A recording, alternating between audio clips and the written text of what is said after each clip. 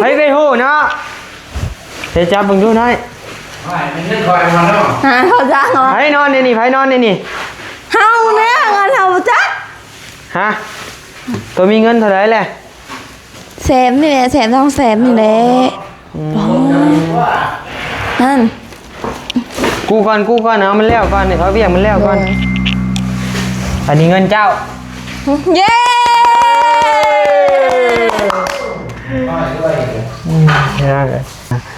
จะเห็นเสื้อผ้าน้องน้อยเพิ่นจักเล็กจักน้อยนะพี่น้องเนาะพอได้ม่วนได้หัวน้อยนึงพี่น้องเอ้ยเนาะเพราะว่าบ่ได้โอ้รวมกับน้องน้อยก็หลายมื้อหลายวันแล้วนะพี่น้องเนาะหอนก็ยากพี่น้องเอ้ยเนาะโอ้พี่น้องเอ้ยสบายดีสั่งล่วงพี่ล่วงไปพี่ล่วงกับสั่งแนวนอนอยู่บ่อ๋อโดย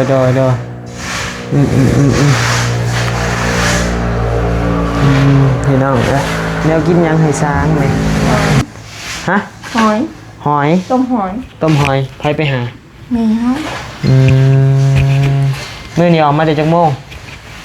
8 โมงมาแต่8 โมงมาหยังออกมาแต่เช้ามาเห็นยังเลย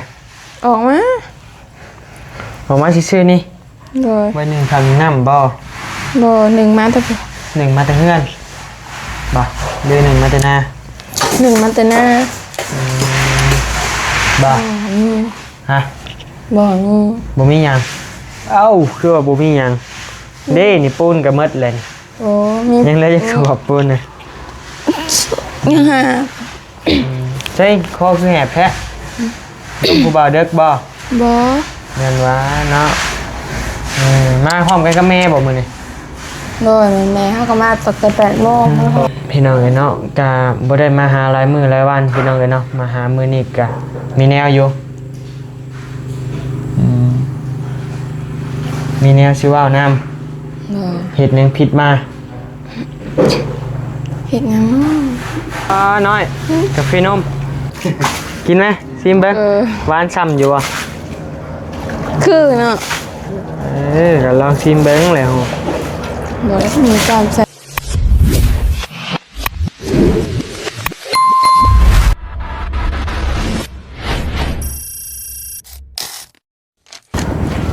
พี่น้องเอ้ยเนาะกราบทักทายสบายดีเด้อพี่น้องเอ้ยทักทายสบายดีอยู่เฮือนอยู่ซ่านน้องน้อยนะพี่น้องเนาะก็เป็นเวลาอันยาวนานที่ว่าบ่ได้มานะพี่น้องเนาะเฮือนน้องน้อยเฮานะพี่น้องเนาะกะบ่ได้มาเฮิงนะพี่น้องเนาะกะเนื่องจากว่าทางบานิวนี่ติดภารกิจตอนรับทีมงานลาวใต้นะพี่น้องเนาะกะเลยบ่ได้มานะพี่น้องเนาะกะ FC หลายคนก็สิอาจฮู้และก็เข้าใจนะพี่น้องเนาะว่าเป็นหยังบานิวคือบ่เดินทางเข้ามานะพี่น้องเนาะเอาก่อนอื่นนั่นขอกราบทักทายสบายดีเด้อพี่น้องทักทายสบายดีเมื่อทุกคู่ทุกคนนะพี่น้องเนาะบ่ว่าจะอยู่นอกในและก็ต่างประเทศนะพี่น้องเนาะก็ยินดีต้อนรับเข้าสู่ช่อง YouTube บานิวสะพานบุญเช่นเก่าเช่นเคยเด้อพี่น้องเด้อเนาะพี่น้องเอ้ยก็พบพ่อกันบรรยากาศช่วงฝนตกเนาะพี่น้องเนาะพายุเข้ามือพี่น้องเอ้ยมื้อนี้ก็ได้พอดีบานิวก็ได้เดินทางมากับบ่าวยาวพี่น้องเอ้ยเนาะ2 คนไอ้น้องพี่น้องเอ้ยเนาะก็เข้ามาเยี่ยมมายามเพิ่นแต่ว่ามื้อนี้บานิวมีแนวเนาะพี่น้องเนาะมีเงินจำนวน500 บาทพี่น้องเอ้ยเนาะมาจะเฮ็ดเสื้อผ้าน้องน้อยเพิ่นจักเล็กจักน้อยเนาะพี่น้องเนาะพอได้ม่วนได้หัวน้อยนึงพี่น้องเอ้ยเนาะเพราะว่าบ่ได้โอ้รวมกับน้องน้อยก็หลายมื้อหลายวันแล้วนะพี่น้องเนาะ พี่น้องเอ้ยสิเป็นจังได๋ต่อนั้นก็ฝากพี่น้องติดตามเบิ่งชมนำกันเด้อพี่น้องเด้อเนาะไปพี่น้องเอ้ยไปพี่น้องเอ้ยจ้าพี่น้องเอ้ยเนาะทรายก็เปียกหอนก็ยากพี่น้องเอ้ยเนาะโอ้พี่น้องเอ้ยสบายดีสั่งล่วงพี่ล่วงไปผ่อนทรายเนาะ โอ้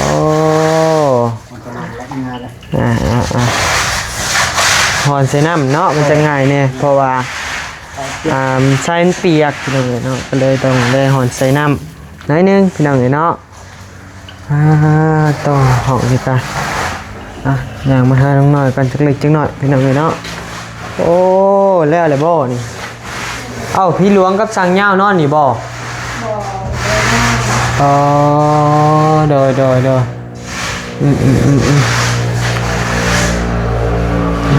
พี่น้องเด้อ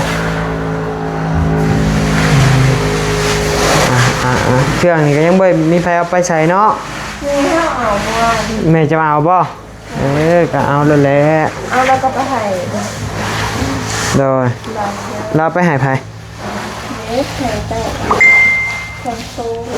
คนโซ่เอาไปให้คนโซ่บ่ไผ่เด็กน้อยคืออะไรโดยได้ยังกินให้ช้างได้ยังได้แนวกินยังให้ช้างไหมหอยฮะหอยต้มหอยไผไปหามีฮะมื้อนี้ออกมาได้จักโมง8 โมงมาแต่8 โมงมาหยังออกมาแต่เช้ามาเห็นยังแหละออกมาซื่อๆนี่ไว้หนึ่งทำน้ำบ่หนึ่งมาแต่เฮือนบ่เดือนหนึ่งมาแต่หน้าเข้าที่เบี่ยงเลยเนาะนี่จ้ะโลลิหักไปเลย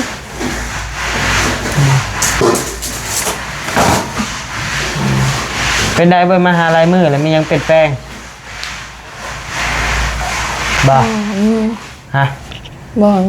บ่มีหยังเอ้าคือว่าบ่มีหยังเด้นี่ปูนก็หมดเลยโอ้มียังเหลือจะขอบปูนน่ะยังหาใช่คอคือแหบแท้ลงผู้บ่าวเด็กบ่นั่นวะเนาะมาพร้อมกันกับแม่บ่มื้อนี้โดยแม่เขาก็มาตกแต่8 โมงมาพร้อมกันแม่จะนอนหน้าจะนอนเฮือนเป็นได้พ้นโต๊ะบอกกินบ่โต๊ะเมื่อกี้นี่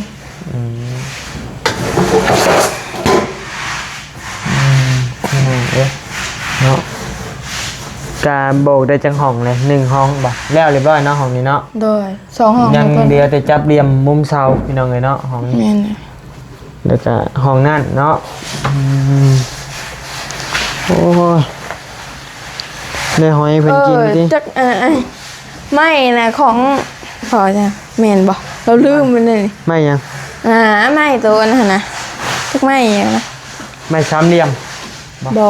ไม่อันมันเหม็นนะโอ้กระยาแล้วทิ่มแล้วไม่กินขี่ฮะโอ้อย่าเอามาให้อ้ายได้เหม็นมันบ่ได้ไม่ใช่มันอยู่ในใช่จักอยู่ในใช่เฮาเห็นมันกินอยู่นี่ทิ่มไปแล้วบ่ได้เหม็นนะดิพี่น้องเนาะกะบ่ได้มาหาหลายมื้อหลายวันพี่น้องเนาะมาหามื้อนี้กะมีแนวอยู่มีแนวสิว่าวน้ำเฮ็ดหยังผิดมาเฮ็ดหยังคิดดีๆเฮ็ดหยังบ่ได้เฮ็ดนะบ่ได้เฮ็ดบ่แน่ใจหรือ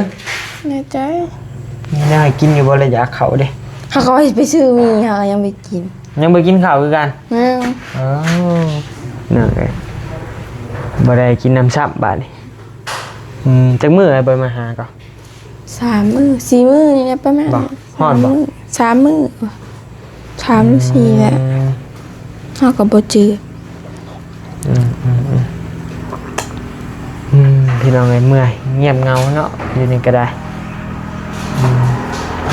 ไปฉันนี่จะเข้าไปเบิ่งทางข้างเพิ่นเฮ็ดไปฮอดไสล่ะแม่เพิ่นเฮ็ดยังสงบงอกอยู่นะโยมน้ำไปใส่ยายโยมน้ำจากกระฟุยโอ้ได้หลายแล้วบ่สบายดีอายะสบายดีบ่มาหาลายมือเลยโยมน้ำจากกระฟุยโอ้ยจังว่าดุเนาะบัดนี้ เมย์น้องน้อยพี่น้องเลยเนาะทางนอกยังไม่ได้โบกจากฟ้าเนาะทางนอกเนาะพี่น้องเลยพี่น้องเลยเนาะค่ะยังเหลือข้างนอกข้างในนี่ก็จะได้2 ห้องพี่น้องเลยเนาะกันยังเหลืออยู่พี่น้องเลยคือว่าเห็นเบื้องได้โบกแล้ววะ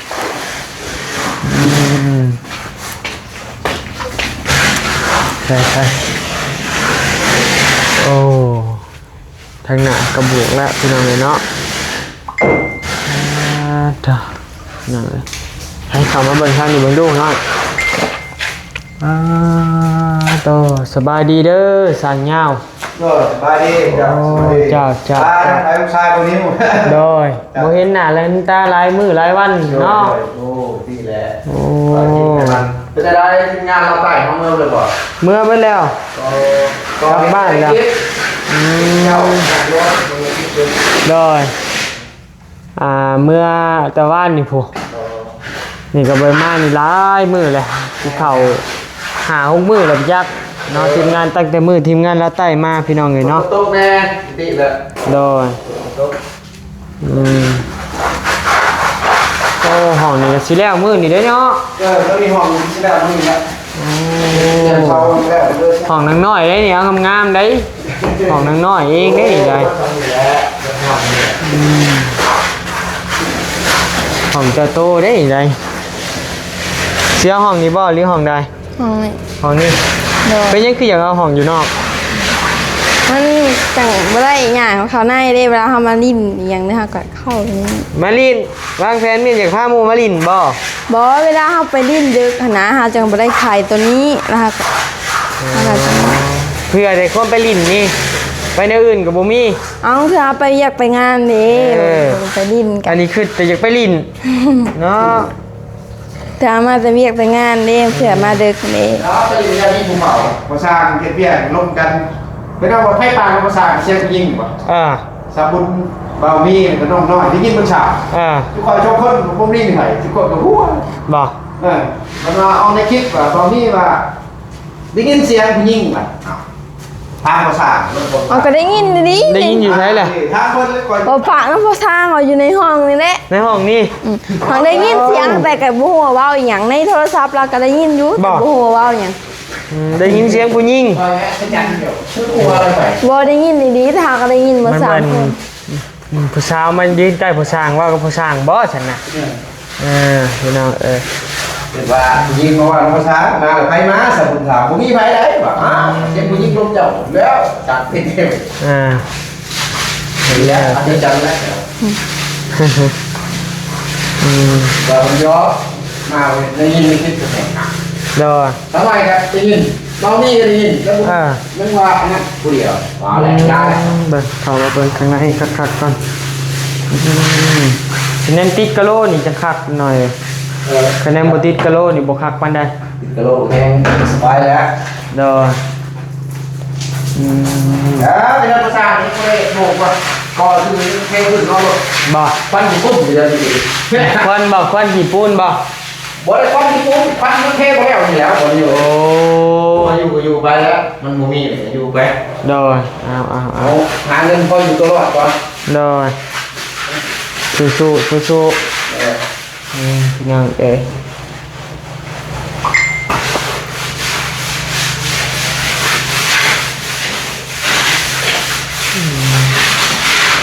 มือตัวนี้เลยคัดทั้งลุมก้อนบ่อะไรก็ประเทศทั้งลุมก็เฮ็ดเพราะว่ามันบ่เรียนเฮากับแปลงเฮาตัวสบายเด้เฮาต้องเป็ดประน้ำตัวใดแห้งเป็ดประน้ำนะโดยตัวใดแห้งก่อนแล้วตัวนั้นเนาะตัวนั้นเฮาล้างพื้นโดยอันนี้เอาใส่ความไว้แล้วรับเอาโดยเอาปล่อยเขาสร้างเป็นเห็ดเวียกก่อนเพียงเนาะเอาออกมานอกก่อนเมื่อยพี่น้องเอ้ย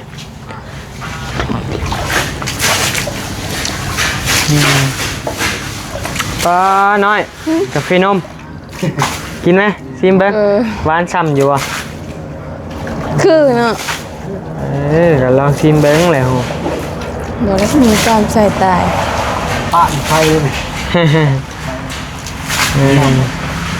น่ากระถอกออกได้เนาะถอกกับไปสิถอกได้เบิ้นง่ายกับพุ้ยมันน้อย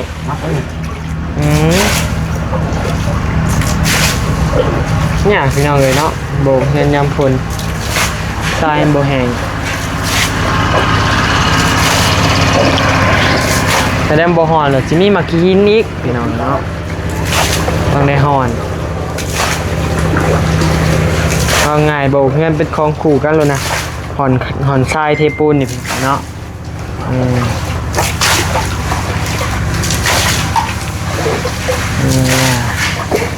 ตาหน่อยปะเขาไปนั่ง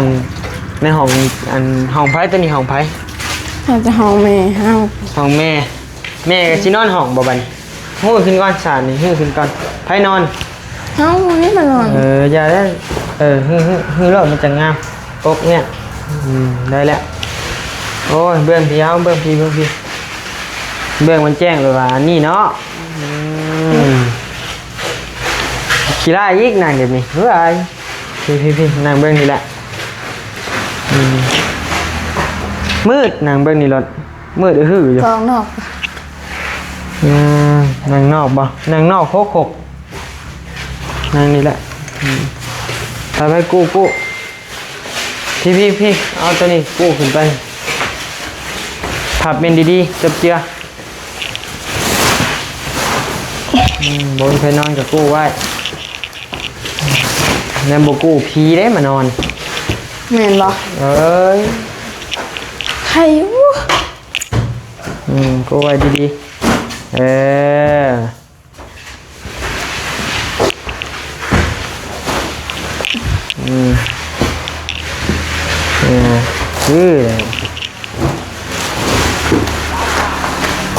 ้าวเงินไผดิ ไปหูเนาะเดี๋ยวจับมึงดูหน่อย มันเงินคอยมาเนาะ หาเขาจ้างเหรอ ไผนอนนี่ เฮาเนี่ยเงินเฮาจ้ะ ฮะตัวมีเงินเท่าไหร่แหละ แสนนี่แหละแสนทองแสนนี่แหละนั่น กู้ก่อนเอามันแล้วก่อนเอาเบี้ยมันแล้วก่อน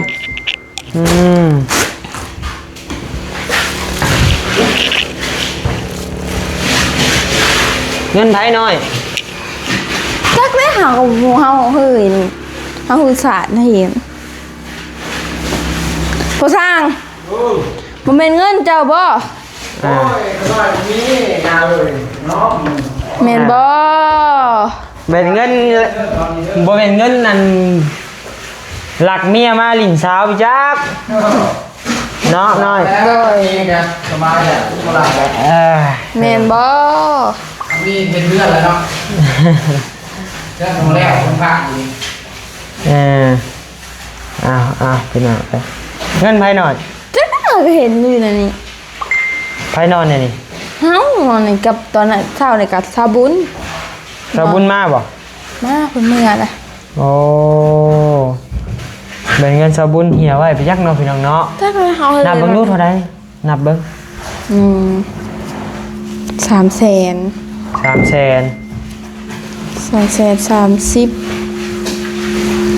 33,000 330,000 กับ 3,000 กับ 3,000 อีก แม่น 333,000 โดย อันนี้เงินเจ้า เย้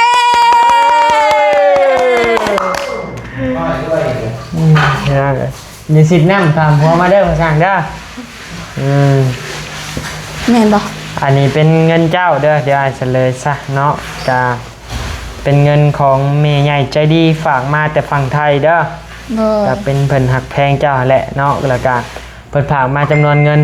1,500 บาทนะพี่น้องเนาะ โดย แต่ว่าอีก1,000 บาทนั่น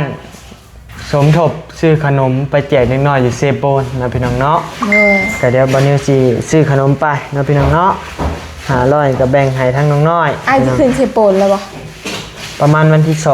2 วันนี้วันที่1บ่ มื้อนี้31มื้ออื่นมื้อฮื้อนี่แหละ เดี๋ยวเฮ้ย ขึ้นไปพุ่นกับจักทีจักมื้อแล้วพี่น้องเอ้ยเนาะก็เบิ่งไปหรือว่า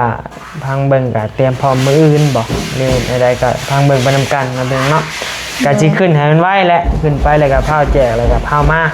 เนาะ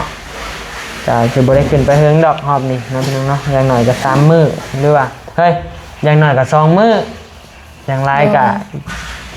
จังสิได้หลายซำใดแหละพี่น้องเนาะก็บ่ว่าดีกว่าเนาะพี่น้องเนาะก็เงินจำนวนนี้ก็เอาให้เจ้าเลยซื้อหยังก็ซื้อถ้าจะอยากซื้อของอยู่ของกินมาสู่สร้างกินก็ซื้อเด้อ โดย เพราะว่าภาษามื้อไหนเห็นนั่นกินผักติ้วว่าซั่น แม่นะต้ม โอ้ยสดแต่น้ำผักติ้วมีต้นได้พี่น้องเอ้ยเนาะก็มีต้นและเพิ่นมาเฮ็ดงานเฮ็ดซ่านเฮาก็ต้องเบิ่งต้องแย่งเพิ่นเนาะพี่น้องเนาะมีหยัง โดย ดำเด็กดำหน่อยตามมาสู่เพิ่นกินเนาะมื้อนั้นก็โอ้ยไอ้เห็นแล้วก็ได้น้อยเอ้ยว่ะน้อยไปใส่เด้คือปลาภาษากินแนวนี้ว่าซั่นนะ โดย เนาะกะเนาะพี่น้องเนาะพี่น้องหลายคนก็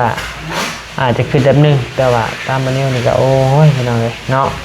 เป็นมาเฮ็ดเวียกเฮ็ดงานเด้อยู่ไกลเฮือนไกลชานต้มแต่ปักติ้วมื้อน่ะอีต้นอยู่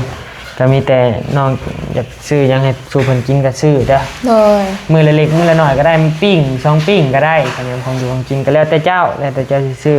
ไอ้มอมให้ โด ละ ย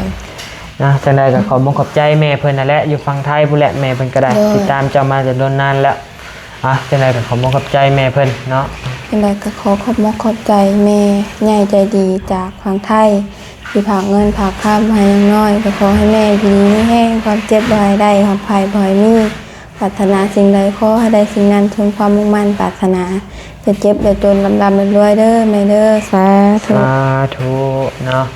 เอาพี่น้องเอ้ยก็ดีใจนำเนาะที่น้องเพิ่นได้พี่น้องเอ้ยก็ ดีใจนำหลายๆพี่น้องเอ้ยมื้อแรงเด้เพิ่นนอนนี่บ่ภาษา บอกคนเมื่อ คู่มื้อเลย โดย เที่ยวเอาติ โดย จักมื้อเลยภาษามาเฮ็ดเวียก เฮากับบ่จื้อเพิ่นผัก2มื้อ อืม ฝนตก โดยเงินตัวนี้คะแนนบ่ได้ก็โลกับได้แล้วอยู่พออยู่ได้แล้วสำนี้ก็ โดย ให้เบิ่งนะเสื้องัวให้หน่อย แม่เฮา ซื้อมายัง ชื่อว่าแทงเขาวัวบ่ โอ้เอาเสื้อนี่บ่แทง เฮาผูกอีหยังผูกต้นไม้ผูกอีหยังดึงมันไว้นะเฮาก็บ่ฮู้กันเป็น เอา ว่า แทงก็เดียวเอาเสื้อสีแดงๆนะ เฮาก็ต้องอันเฮ็ดลักแล้วก็ดึงจาก2-3 คนได้ซั่นบ่ได้แพ้ อ๋อ ได้ ดึงมันผูกสกกไม้บ่ แม่นนะ แล้วจังแทงติ แม่นซั่นก็บ่แพ้มันนะ ดึงมันมัดติดสกกไม้แล้วจังได้แทงเข้ามันเนาะ แม่นนะ ยากได้เลี้ยงงัวเลี้ยงควายก็ได้พี่น้องเนาะเดินกล้องก็นะก็ดีใจน้ำลายๆย้ำออกมานั่งพี่ก็ได้คืออยากมืดๆหน่อยหนึ่งอยู่นะพี่ย้ำมาพี่